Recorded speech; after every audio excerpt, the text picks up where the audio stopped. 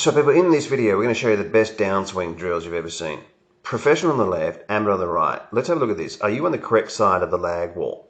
Now let's have a look at that arm position from the professional. It closed up the gap. Let's have a look at the amateur on the wrong side of the lag wall. Have a look at the gap. Now this is a huge thing. Now the bigger the gap here, the less shaft lean that you have, the less lag you will have, the less compression, the more you're going to stand up, flip, fat shots, thin shots.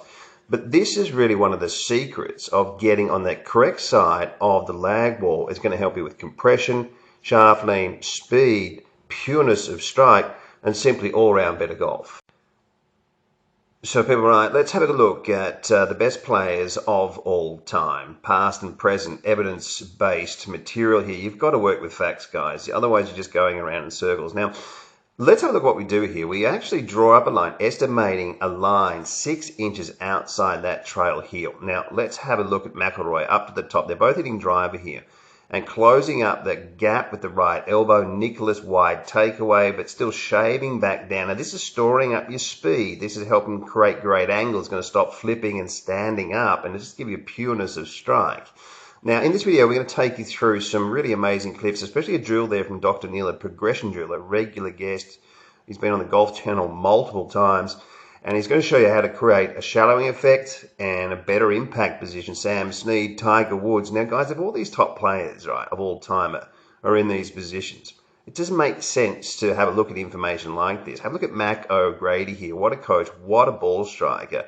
And it's a shame that a lot of people aren't working on things that actually improve them. We've been able to really improve the senior golfers of the senior series on World Class Golf Instruction and the swing analyst training that we're offering so many people. Have a look at this swing where you're from Grant Waite, shaving right down. Look at that, closing up the gap. Look how that right side works under the footwork. Pretty incredible, isn't it? Now, we've got Oosthuizen. What a golf swing. Shot after shot, player after player. Everyone's in this position. I do like this from Ricky Fowler because it really does show us here how these lats pull down and how we close up the gap. We're going to get this move. We've got a drill now that's going to help you shallow, plus get your impact to the right position. Let's get into this video, guys. At the end of the video, there's some really great ways to practice and feel this position. So stay to the end. And this is really going to help a lot of you understand your downswings and really, really improve your ball striking. Hi, I'm Dr. Rob Neal. I want to go through a progression of drills and activities that will allow you to really start to develop a good transition, lag, and then excellent impact, leaning the shaft forward. It's about the best one around. Series of progressions. So take the club back to about P2. What does P2 mean? Club parallel with the ground, about 60 degrees of shoulder turn.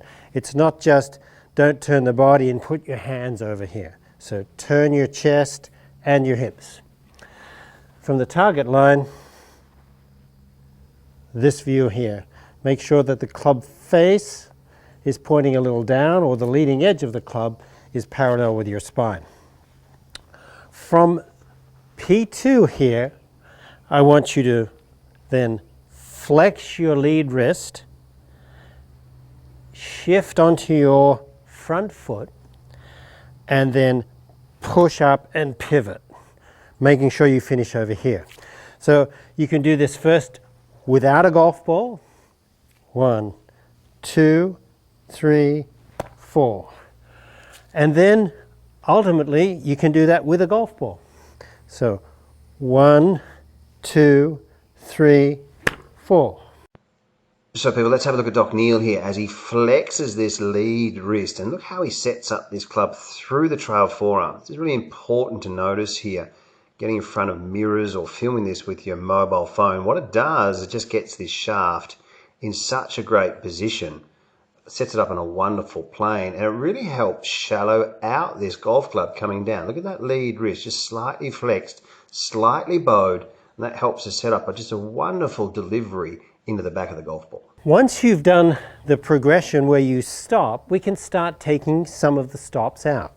So P2 and stop. And now we go flex and shift, stop, then rotate through. The next progression would be stop at P2, Now, this is the last stop, so we go shift and rotate to our finished position. All right, from down the target line, that would look like this. So out to P2, flex, shift, and rotate. And then finally, the whole movement, without any stops, would look something like that, this.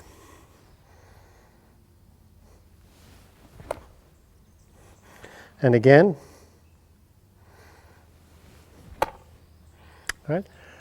Start small and then build into longer and longer swings.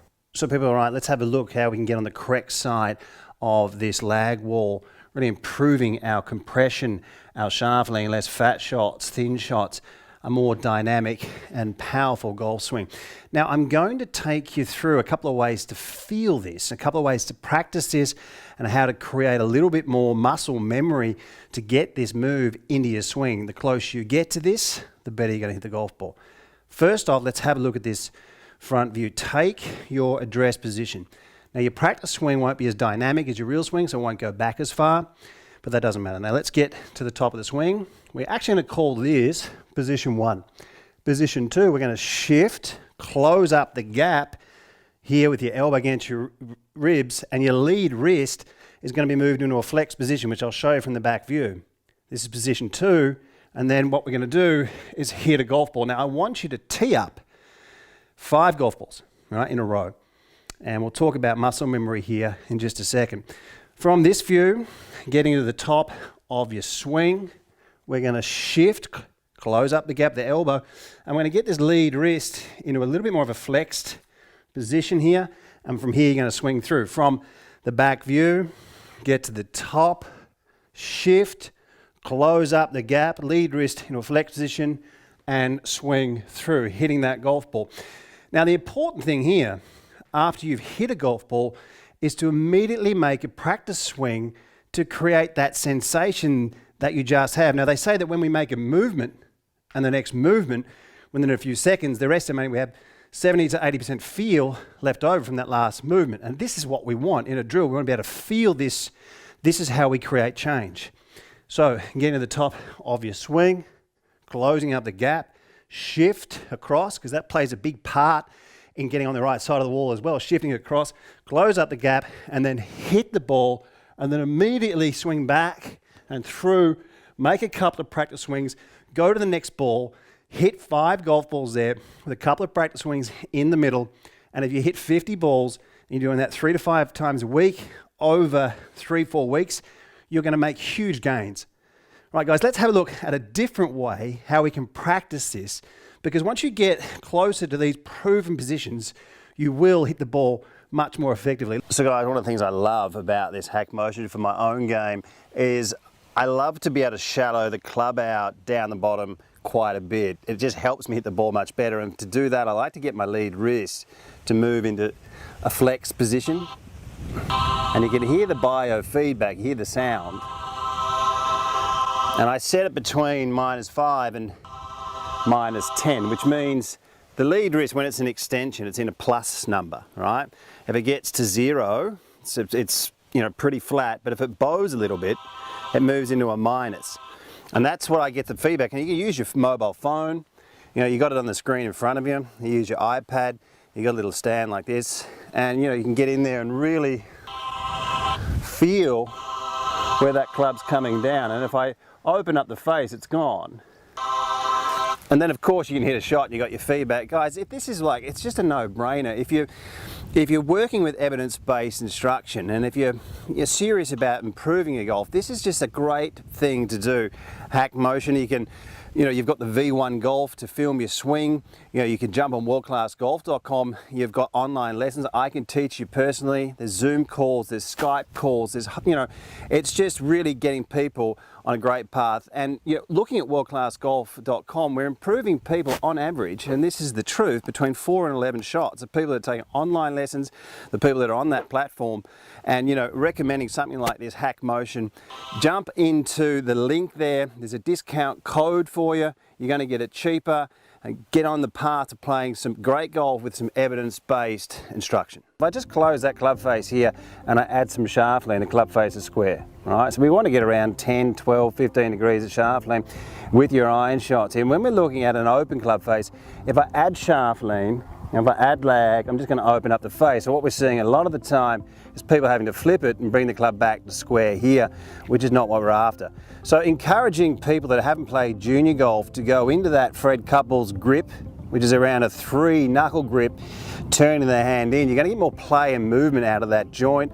It's also going to keep your club in a square position moving back. That means that when you're taking the club away, you know, the logo on your glove will be pointing down. You can see that this club face pointing up towards 1 o'clock, because when we start to add in the angle, the club's going to come back and it's going to be in a square position. It's going to be pointing between 12 and 1. And we want to be able to get that club face coming in still square with the shaft lean. All right, it's almost like how this is a good to visualize how someone paints a wall. You know, getting that movement in, closing up this gap. Now let me show you how you can practice this. And I recommend, because it's a difficult move, half swings at the start, just to get an idea of how that's working. What we're going to do is you're going to grip it nice and loose, turn the hand into a 3 knuckle grip. As I said, you'll get some more play and movement out of that joint. What we're doing with this drill essentially is we're starting in the address position, and when you're coming back to impact, you're going to have more shaft lean than what you started at. And then you'll start to get a motion like this. It's almost like that paintbrush move. Once again, starting here with a little bit of shaft lean, but coming into impact with more. And if you can see my hands and how they're moving now, you'll see that the hands are starting to create this type of motion. That lead wrist moving in to flexion, the right wrist into extension, almost like how a fish's tail moves when it swims. Also closing up this gap as we're coming down. That's going to be one of the drills and exercises. And just by starting off with a half swing, you might see a little bit of angle in this as I move down. It's almost like when you're flicking a towel. And we've got so many drills and exercises on World Class Golf Instruction in the Lag series. This is just part of it. But you'll just see, I'll just hit one here and we start to add in just a little bit of lag and angle, just like you're painting that wall, and that will just bring in some more feel, some more flow, and it really just bringing that shaft back, starting at the start and bringing it back to more shaft lean, closing up the gap on the way down. We start to get that lag and get good contact and good compression. So guys, getting a little bit more shaft lean in your downswing and getting a better position in this halfway position. Here's what we're going to do. We're going to really close up this gap and get a little bit of pressure, a little bit of bend in this left leg. Let's have a look at this drill here. Get to the top, close up the gap, and just sit there. And just feel that arm against your ribs. Get that left knee to bend. Once again, up to the top, left knee to bend, and we're going to close up this gap. You're going to feel that elbow right on that rib. You can see that elbow leading in, closing up that gap, move back, and then hit a ball. And create that sensation moving from, you know, the practice drill straight in to the golf ball. It's such an important area here for a lot of people to really understand. Getting up to the top, closing up that gap, getting some pressure onto that left knee, applying a few practice swings. And guys, it's really going to help you, you know, get some better angles moving down. The more that this arm is away from our side, the wider the downswing, and the more problems we're having in and around impact. Great place to be, you know, getting this right elbow right up against the side of your hip and your ribs.